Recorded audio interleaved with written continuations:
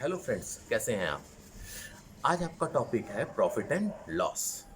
और अगर अभी तक आपने हमारे चैनल को लाइक नहीं किया है, सब्सक्राइब नहीं किया है, तो प्लीज़ लाइक कीजिए, सब्सक्राइब कीजिए और कमेंट कीजिए। चलिए अपने टॉपिक पे स्टार्ट करते हैं, प्रॉफिट एंड लॉस पे।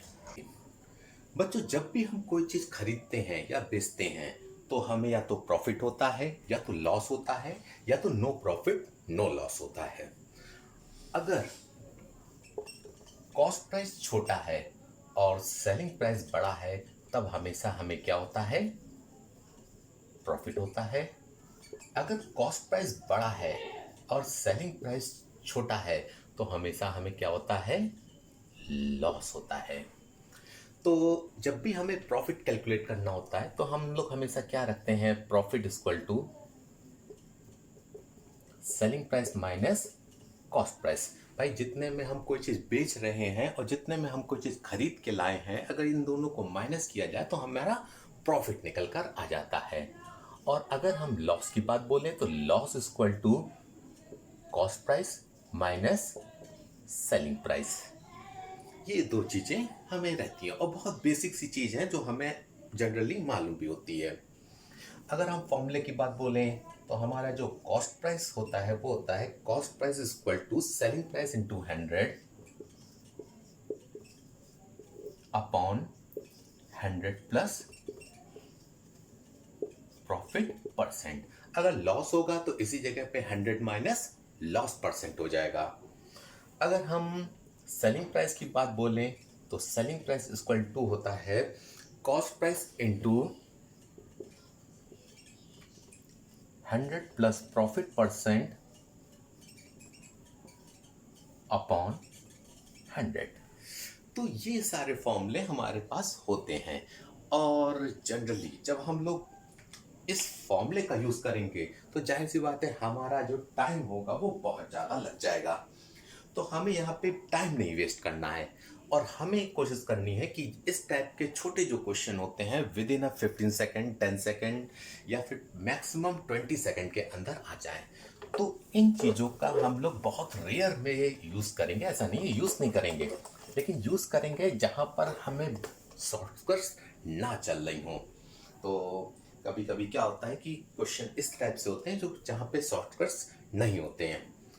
अगर कोई सिंपल सा क्वेश्चन है, जैसे कि हम लोग बात करते हैं 10+2 केस या फिर क्लर्क टाइप का जो क्वेश्चन होता है जो कि आईबीपीएस पीओ वगैरह वो क्लर्क वगैरह में आता है। तो यहाँ पे देखिए क्वेश्चन क्या होता है कि अगर बोल दिया जाए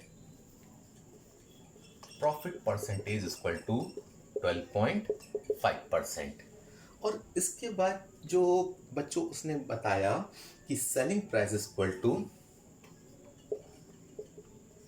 72.9 रुपीज। अब यहाँ पे दो चीजें पूछी जा सकती हैं, फाइंड द कॉस्ट प्राइस या फिर पूछा जा सकता है फाइंड द प्रॉफिट। बच्चों, हमने आपको एक चीज बताई कि जब भी कोई परसेंटेज होता है, परसेंटेज एक फ्रैक्शन को रिप्रेजेंट करता है। तो आपने हमारा पहला वीडियो देखा ही था, तो हमें मालूम है कि 12.5% किसको रिप्रेजेंट करेगा? 1/8 को। 1/8 में न्यूमरेटर हमेशा रिप्रेजेंट करता है रिजल्ट को। यहाँ पे प्रॉफिट हो रहा है तो यहाँ पे 1 किसको रिप्रेजेंट करेगा? प्रॉफिट को। और 8 किसको रिप्रेजेंट करेगा? कॉस्ट प्राइस को। तो अब बच्चों बिल्कुल सीधी सी बात है कि कोई चीज़ अगर हम 8 रुपए में खरीद के लाते हैं, 1 रुपए का हमें प्रॉफिट होता है, तो सेलिंग प्राइस कितनी हो जाएगी? बिल्कुल कॉमन सेंस की बात है, 8 रुपए में खरीद के लाए, 1 रुपए का प्रॉफिट हो रहा है, यानी कि सेलिंग प्राइस कितनी हो जाएगी? 9। जबकि रियल का जो सेलिंग प्राइस है वो हमें मालूम है 72.9, यानी कि 9 किसको रिप्रेजेंट कर रहा है? 72.9 रुपीज को रिप्रेजेंट कर रहा है। इसका मतलब 1 किसको रिप्रेजेंट करेगा? 8.1 रुपीज को रिप्रेजेंट करेगा, यानी कि 8 रुपए 10 पैसे को रिप्रेजेंट करेगा। 8.1 का मतलब बच्चों क्या होता है? 8 रुपए 10 पैसे। 1 पैसे का मतलब अगर आता है तो क्या होता है?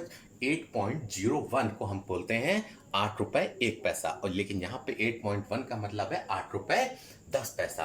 अगर 1 8 रुपए 10 पैसे को रिप्रेजेंट करेगा तो 8 किसको रिप्रेजेंट करेगा?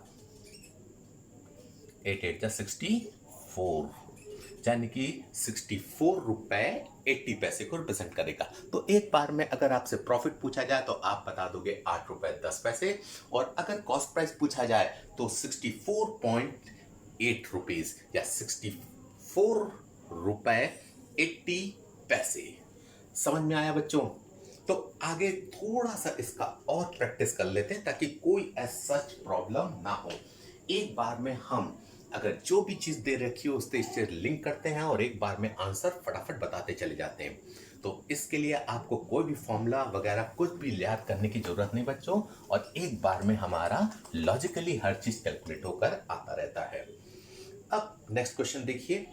प्रॉफिट आप लोग भी साथ साथ करते हुए चलिए और हमसे पहले आंसर बताने की कोशिश कीजिए। Profit percent equal to 9:1/11%।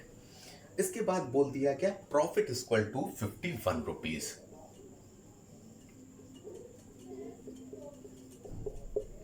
Profit equal to 51 rupees. अब यहां पे फिर दो चीजें पूछी जा सकती है, फाइंड द सेलिंग प्राइस या फिर फाइंड द कॉस्ट प्राइस। दो चीजें पूछी जा सकती हैं। फॉर्मूले का बिल्कुल यूज नहीं करेंगे। 9:1/11 का मतलब होता है 1/11। बच्चों अगर आपने हमारी पहली वीडियो देखी होगी तो ये चीजें आपको बहुत अच्छे से मालूम होगी। 9:1/11 किसको रिप्रेजेंट करता है? 1/11, जिसमें 1 किसको रिप्रेजेंट करेगा? प्रॉफिट को, और 11 किसको रिप्रेजेंट करेगा? कॉस्ट प्राइस को। क्लियर? अब cost price, profit, selling price. कोई चीज हम 11 रुपए में खरीद के ला रहे हैं, 1 रुपए का प्रॉफिट हो रहा है, यानी कि सेलिंग प्राइस कितनी हो जाएगी? 12। क्लियर? अब यहां पे प्रॉफिट दे रखा हुआ है 51, जिसको 1 किसको रिप्रेजेंट करेगा? 51 को रिप्रेजेंट करेगा। इसका मतलब 11 किसको रिप्रेजेंट करेगा? 51 इंटू 11। देखिए 1 51 को रिप्रेजेंट कर रहा है, तो 11 किसको रिप्रेजेंट करेगा? 561 को रिप्रेजेंट करेगा। और जाने कि 12 किसको रिप्रेजेंट करेगा? 612 को रिप्रेजेंट करेगा। 612। 51 इंटू 12 इक्वल टू 612।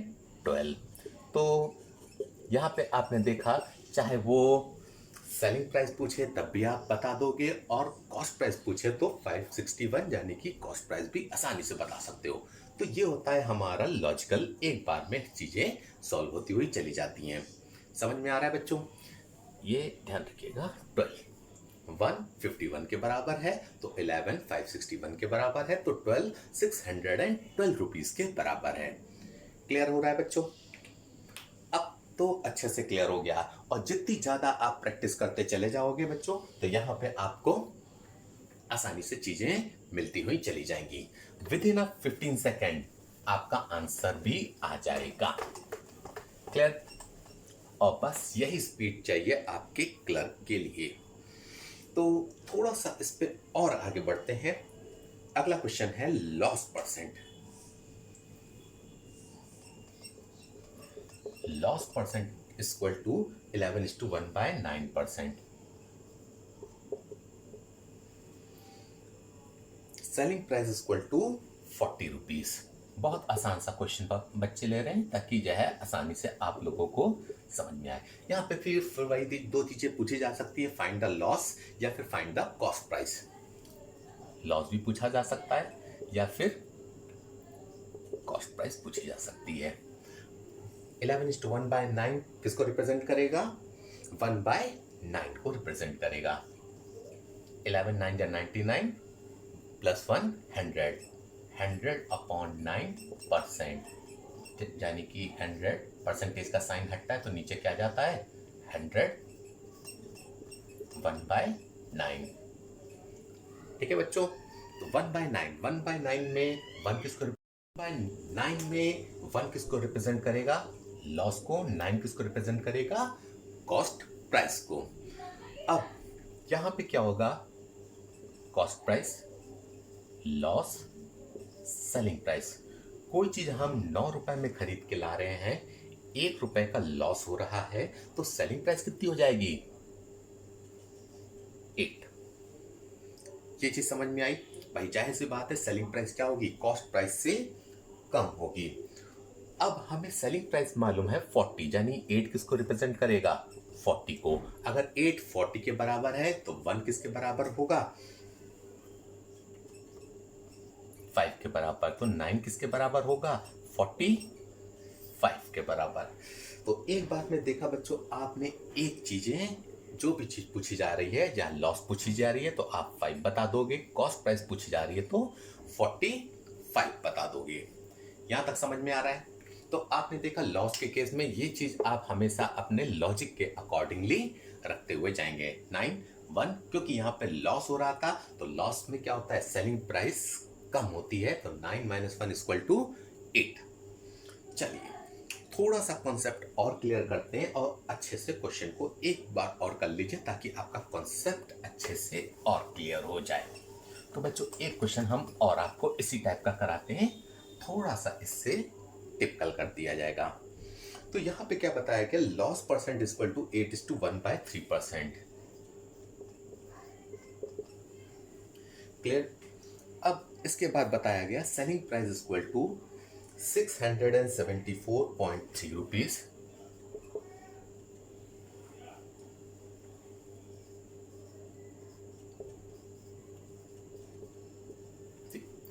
अब देखिए इस तरीके के क्वेश्चन अगर आप अपने फॉर्मूले से लगाएंगे तो काफी टाइम लग जाएगा। पहली बात तो यहाँ पे डेसिमल है, यहाँ पे भी कोई प्रॉपर फ्रैक्शन नहीं है। लेकिन 8:1/3% आपको क्या रिप्रेजेंट करता है?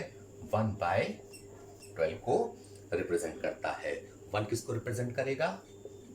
लॉस को। और 12 किसको रिप्रेजेंट करेगा? कॉस्ट प्राइस को।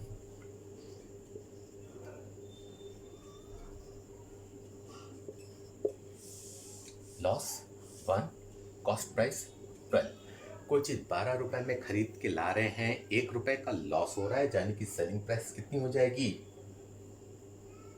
11। बिल्कुल क्लियर सी बात है। कोई चीज हम 12 रुपए में खरीद के लाए, 1 रुपए का लॉस हुआ, तो सेलिंग प्राइस क्या होगी? कम हो जाएगी, बट 11। क्लियर? अब हमें मालूम है कि 674.3 क्या दे रखा हुआ है? Selling price. इसका 11 किसको रिप्रेजेंट करेगा? 674.3 रुपीज को रिप्रेजेंट करेगा। समझ गए बच्चों? जो चीज दे रखी होगी उसी के थ्रू हम लोग उस चीज को रिप्रेजेंट और उसी तरीके से लिंक कर देंगे। इसका मतलब 1 किसको रिप्रेजेंट करेंगे? 674.3 को हम लोग 11 से डिवाइड करेंगे, जो कि हमारा आएगा 61.3। अगर 1 61.3 को रिप्रेजेंट कर रहा है तो 12 किसको करेगा? 7। अगर 11 674.3 रुपीज को रिप्रेजेंट कर रहा है तो 1 किसको रिप्रेजेंट करेगा? 61.3 रुपीज को रिप्रेजेंट करेगा। इसका मतलब जो कॉस्ट प्राइस है हमारा, जो कि 12, वो किसको रिप्रेजेंट करेगा? 61.3 into 12 which is equal to 735.6 rupees. तो बच्चों यहाँ पे देखा कि अगर हम लॉजिकली चीजों को सॉल्व करते हैं तो एक बार में हमारा आंसर आ जाता है। थोड़ा सा अगर हम इस पे और प्रैक्टिस करें, थोड़ा सा क्वेश्चन को चेंज करके और प्रैक्टिस करें तो और थोड़ा सा अच्छे से समझ में आएगा आपको। कभी कभी बच्चों क्या होता है कि हमारा जो प्रॉफिट परसेंट है या फिर लॉस परसेंट है, वो हमारा क्या होता है कि कॉस्ट प्राइस पे ना कैलकुलेट करके सेलिंग प्राइस पे कैलकुलेट कर दिया जाता है। लेकिन जब भी ऐसा होगा वो लोग क्वेश्चन में मेंशन करेंगे। बाय डिफॉल्ट क्या होता है? हमेशा कॉस्ट प्राइस पे निकाला जाता है प्रॉफिट परसेंट या लॉस परसेंट। लेकिन अगर वो लोग सेलिंग प्राइस पे कैलकुलेट करते हैं तो वो लोग ये चीजें क्वेश्चन पे मेंशन करते हैं। अगर मान लीजिए कि क्वेश्चन में मेंशन है कि प्रॉफिट परसेंट या फिर loss percent is calculated on the selling price, in that case बच्चों क्या होता है कि अगर बोल दिया गया, एक छोटा सा क्वेश्चन देखिए, आपको बोल दिया गया प्रॉफिट परसेंटेज इक्वल टू 16:2/3%, 16:2/3%, और आपका कॉस्ट प्राइस क्या बता दिया गया? 80 रुपीज। अब आपसे बोल दिया गया फाइंड द सेलिंग प्राइस या फिर find the profit, and profit percentage is calculated on selling price. अब जब उसने सेलिंग प्राइस बोल दिया तो बच्चों 16:2/3% का मतलब जो होता है वो क्या होता है 1/6। अब ध्यान दीजिएगा कि 1 किसको रिप्रेजेंट करेगा प्रॉफिट को, और क्योंकि प्रॉफिट परसेंट सेलिंग प्राइस पे कैलकुलेट किया गया है यानी कि 6 किसको रिप्रेजेंट करेगा सेलिंग प्राइस को। तो फिर से हम लोग उसी तरीके से लॉजिकली सॉल्व करते हुए चले जाएंगे। यहां पे क्या हो जाएगा सेलिंग प्राइस, प्रॉफिट और कॉस्ट प्राइस। तो हमें मालूम है कि प्रॉफिट कितना है 1 है, सेलिंग प्राइस कितना है 6 है। प्रॉफिट हो रहा है, सेलिंग प्राइस 6 है, यानी कि कॉस्ट प्राइस कितनी हो जाएगी 5। ठीक, कॉस्ट प्राइस क्या होती है सेलिंग प्राइस माइनस प्रॉफिट, यानी कि 6 - 1 = 5। 5 किसको रिप्रेजेंट कर रहा है, देखिए यहाँ पे कॉस्ट प्राइस और यहाँ पे कॉस्ट प्राइस 80। 5 किसको रिप्रेजेंट कर रहा है 80 रुपीस को। तो 1 किसको रिप्रेजेंट करेगा बच्चों, इसमें कोई सोचने की बात नहीं, एक बार में 80 को 5 से डिवाइड करिए, क्या कि आपका क्या आ जाएगा 16 रुपीस। यानी कि उस आदमी को प्रॉफिट कितना हो रहा है 16 रुपीस, और आपका जो सेलिंग प्राइस क्या हो जाएगा 16 × 6 96 रुपीस। क्लियर है बच्चों, एक बार में 6 × 16 = 96 रुपीस एक बार में आपका आ जाएगा। क्लियर। थोड़ा सा इस पे हम अगर एक क्वेश्चन और देख लें लॉस के केस में क्या होता है, तो लॉस के केस में एक छोटा सा क्वेश्चन हम आपको और दे रहे हैं।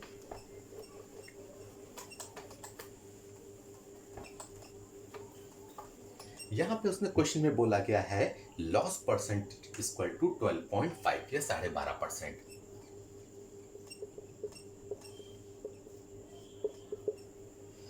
इतना बोलने के बाद selling price = 72.8 rupees. 72.8 rupees cost price क्या होगी या फिर लॉस क्या होगा, and the loss is calculated on the selling price. बता दिया क्वेश्चन में, loss percent is calculated on a selling price. 12.5% का मतलब होता है बच्चों 1/8। 1 किसको रिप्रेजेंट करेगा लॉस को, और 8 किसको रिप्रेजेंट करेगा सेलिंग प्राइस, क्योंकि लॉस परसेंट सेलिंग प्राइस पे कैलकुलेट किया गया है।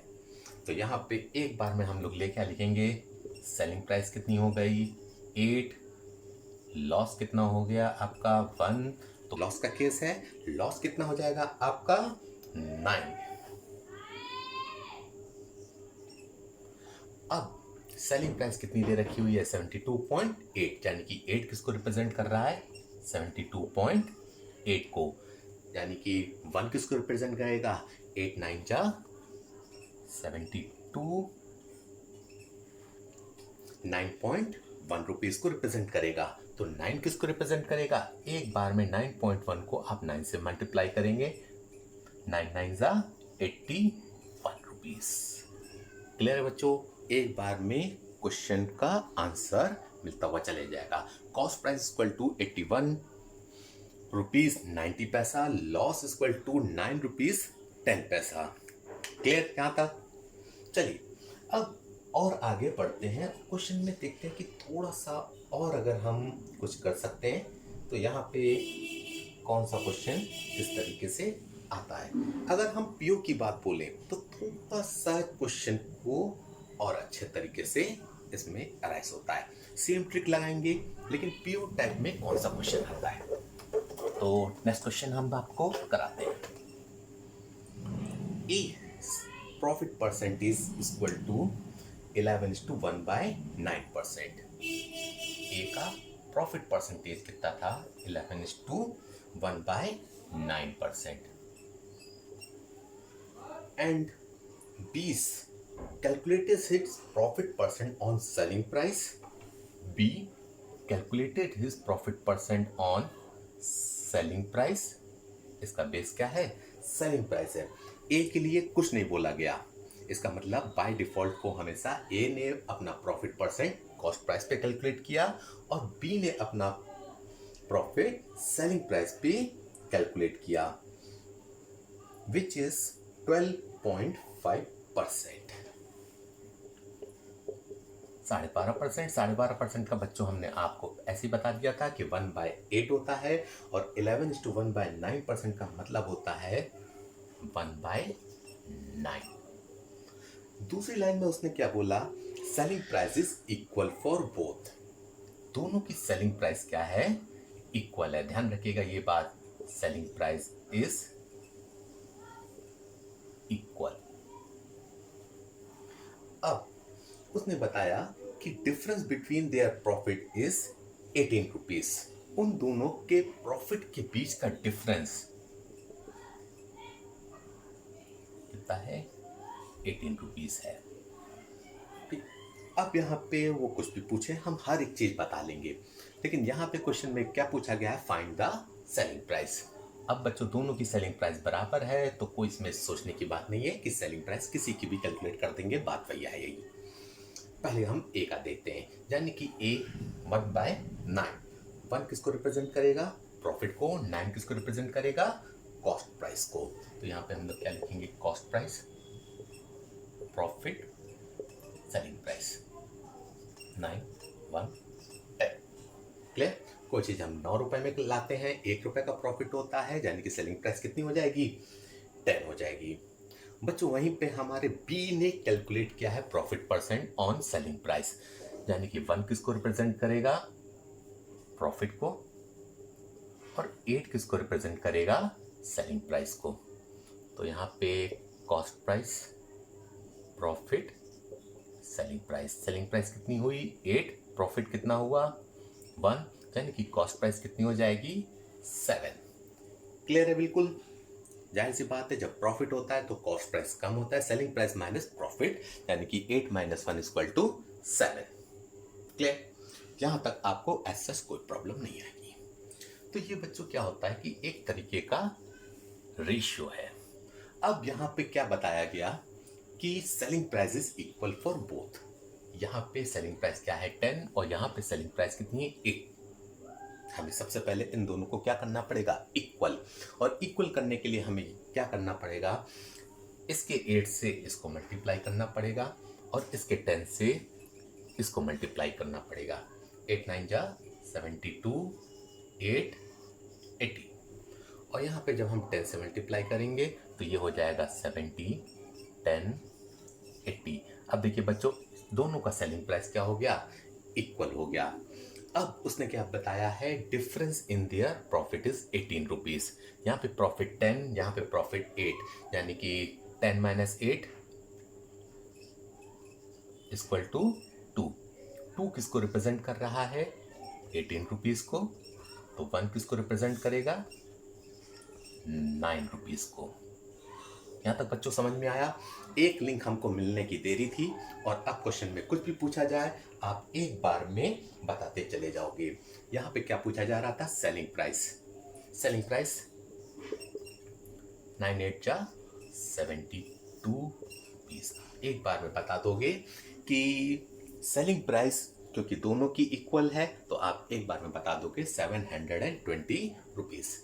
इसके बाद अगर हमें कुछ भी पूछा जाए आप बताते चले जाओगे। अगर वो पूछे बी का प्रॉफिट कितना होगा, तो आप एक बार में क्या बता दोगे, 90 रुपीज। कॉस्ट प्राइस दोनों की आराम से बता सकते हो, लेकिन हमेशा आप ध्यान में रखिएगा बच्चों, ये आपका रियल बन गया, एक बार ये मल्टीप्लाई हो जाता है, तो आप हमेशा वैल्यू इन दोनों में रखते हो। तो ए और बी का कोई भी डाटा पूछा जाए तो आप हर बार फटाफट उस चीज को बताते चले जाओगे। बी की अगर कॉस्ट प्राइस पूछी जाए तो आपको क्या करना है, 9 × 70। क्लियर, यानी कि 630 रुपीज हो जाएगा। क्लियर। तो चलिए कुछ और अच्छे क्वेश्चन ट्राई करते हैं। तो यहाँ पे जितने तरीके के ये क्वेश्चन होते थे आपको हमने बहुत अच्छे से एक्सप्लेन कर दिया है। अब आते हैं कुछ और लॉजिकल क्वेश्चन के लिए। क्लियर बच्चों। तो होपफुली यहां तक आपको अच्छे से समझ में आ गया होगा।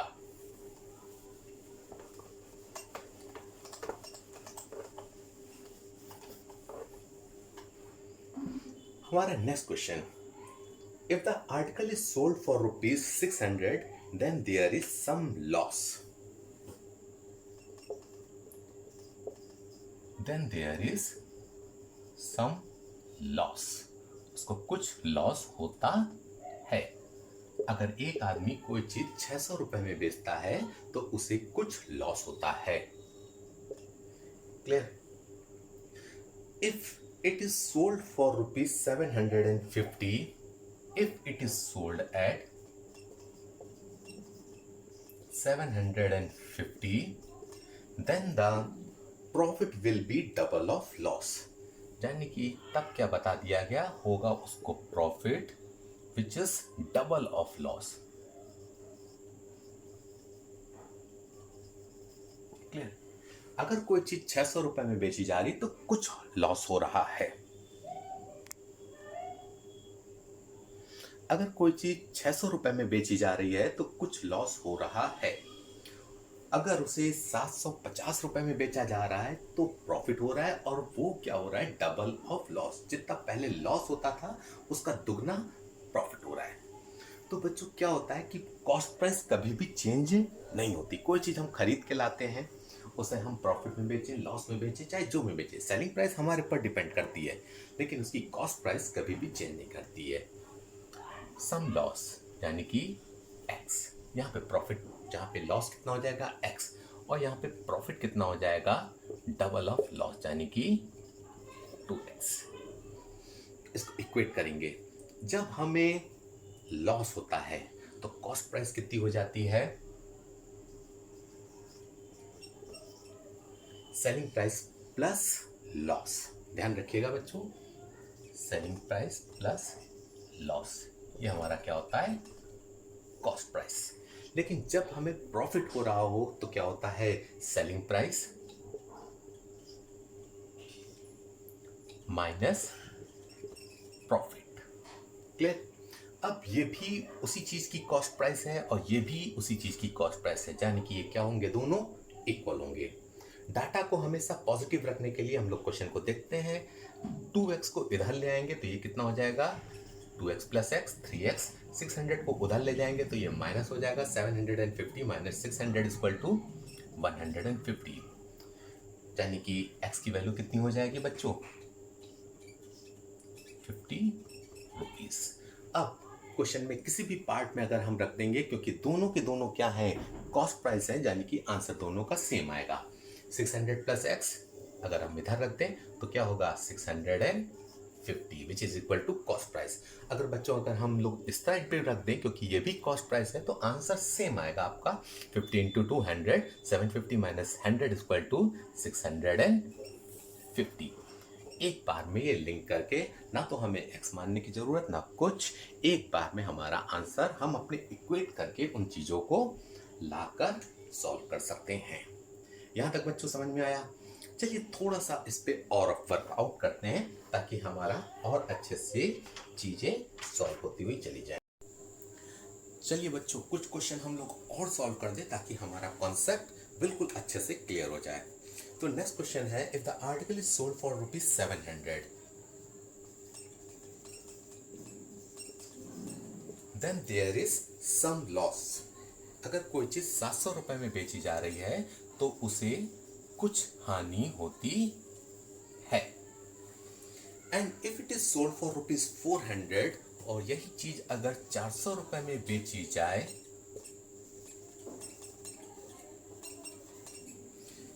और यही चीज अगर उसे 400 रुपए में बेची जाए तो उसे 4 टाइम्स प्रीवियस लॉस से और ज्यादा होता है। Then the loss will be 4 times the previous loss.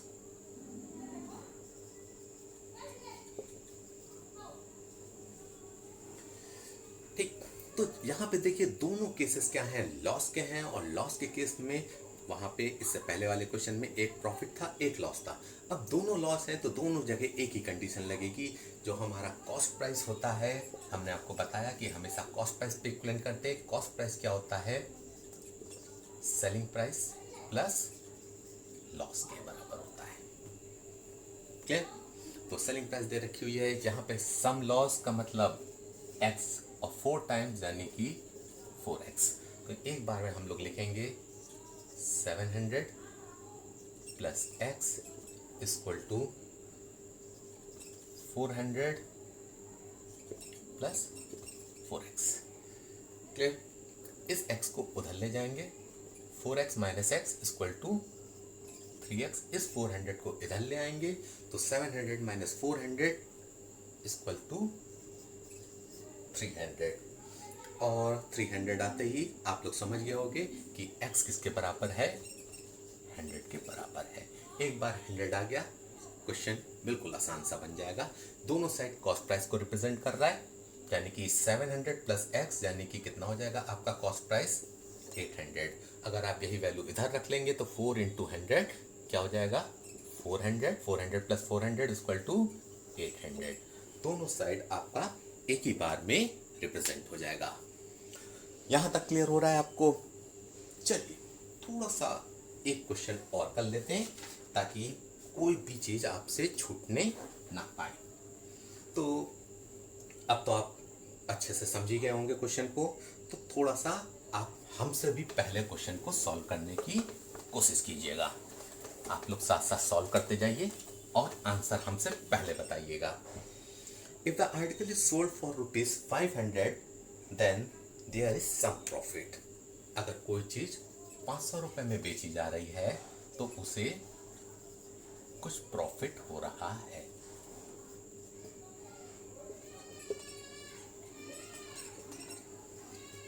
Clear? And if it is sold for ₹700, और अगर यही चीज 700 रुपए में बेची जा रही है तो profit will be 5 times the previous profit. 5 times the previous profit. तो यहाँ पे जो कॉस्ट प्राइस होता है बच्चों, एक बार में हमें क्या होता है कि यहाँ पे प्रॉफिट हो रहा है तो क्या हो जाता है, cost price will be equal to selling price minus profit. दोनों जगह पे पुटअप कर देंगे। ये अगर x है तो ये कितना हो जाएगा 5x हो जाएगा। तो ये आपका बन जाएगा 500 minus x equal to 700 minus 5x। Positive चीज लानी है। अगर आप जैसे भी क्वेश्चन को सॉल्व करेंगे, इस इक्वेशन को सॉल्व करोगे, आंसर वही आएगा। तो हम ये माइनस 5x को इधर ले आएंगे तो 5x ये माइनस 5x हो जाएगा, पॉजिटिव का हो जाएगा। 5x minus x equal to 4x। इस 500 को उधर ले जाएंगे तो क्या हो जाएगा, माइनस हो जाएगा। 700 माइनस 500 इक्वल टू 200, यानी कि x की वैल्यू जो हमारी होगी वो कितनी आ जाएगी बच्चों, एक बार में बताइए 50 रुपए आ जाएगी। जैसे ये 50 आ गई, आप दोनों साइड की इक्वेशन में कहीं पर भी रख देंगे। 500 माइनस 50 इक्वल टू 450, और उस साइड पर भी रखेंगे तो आपका ये कितना हो जाएगा 250, 5 25, और 700 minus 250 will be equal to 450। तब भी आंसर क्या होगा, सेम आएगा।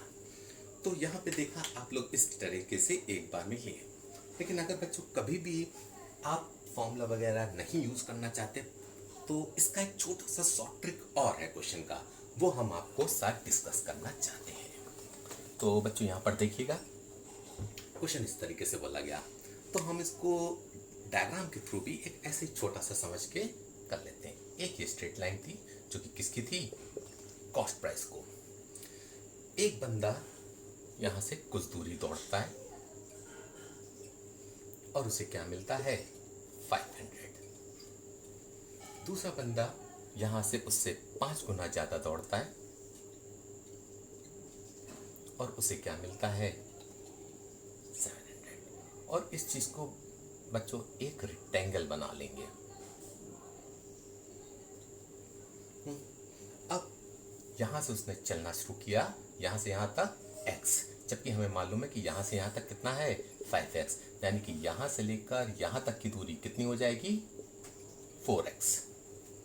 यहां से यहां तक क्या था 500, और यहां से यहां तक कितना था 700, यानी कि बच्चों यहां से लेकर यहां तक की दूरी कितनी हो जाएगी 200। 700 माइनस 500 200 हो जाएगी। सबको मालूम है कि अपोजिट साइड्स क्या होते हैं, इक्वल होते हैं। तो 4x किसके बराबर है 200 के, तो x किसके बराबर हो जाएगा आपका 50 के। जैसे आपको ये 50 वैल्यू पता चली, यानी कि उसने कितना दौड़ा 50 और 500 मिला, यानी कि कहां से दौड़ा वो 450 से। एक बार में आपको आंसर इस तरीके से लॉजिकली भी आ सकता है। क्लियर? तो आज आपने सिर्फ प्रॉफिट एंड लॉस का बिल्कुल स्टार्टिंग पहला पार्ट देखा। अब नेक्स्ट में हम आपको इसके आगे कंटिन्यू करेंगे इसको। सो फ्रेंड्स, अगर आपको अच्छे से समझ में आया है तो प्लीज़ हमारे चैनल्स को लाइक कीजिए, सब्सक्राइब कीजिए और कमेंट कीजिए। Thank you class.